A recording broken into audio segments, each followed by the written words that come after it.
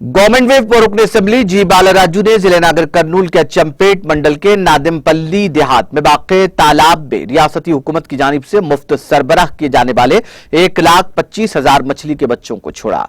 बादशाह खिताब करते हुए गवर्नमेंट विप बालाराजू ने कहा कि तेलंगाना हुकूमत माहीगीरों की फलाह बहबूद के अहद की पाबंद है। उन्होंने कहा कि पेशरो हुकूमतों ने माहीगीरों की तरक्की और फलाह बहबूद को नजरअंदाज कर दिया था, लेकिन रियासत तेलंगाना के क़याम के बाद बरसर इख्तिदार TRS हुकूमत माहीगीरों की फलाह बहबूद के लिए बेशुमार इक़दाम कर रही है।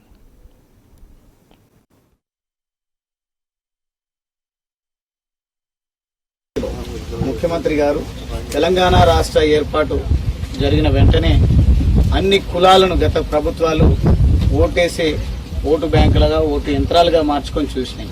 కానీ ఈ కులాలను ఆదరించేటువంటి ఉద్దేశంతోన ముఖ్యమంత్రి గారు ఏ కులము ఏ వృత్తిపైన ఆధారపడుతుందో బాగా మంచి పరిశోధన చేసి ఆ కులాల అభ్యున్నతి జరగాలంటే ఆ కుల వృత్తులపైన ఆధారంగా బ్రతికేటువంటి వారికి ఒక మంచి పొటెన్షియాలిటీ ఉంది కాబట్టి వారికి కావాల్సినటువంటి సౌకర్యాలను ఏర్పాటు చేస్తే వారు జీవితాల్లో నిలదొక్కుంటారు. వారికి కావాల్సినటువంటి సహకారాన్ని అందించాలని नाज़रीन, हमारे TTV न्यूज़ को सब्सक्राइब करिए, बेल आइकॉन को प्रेस करिए, शेयर करिए और लाइक करना ना भूलें।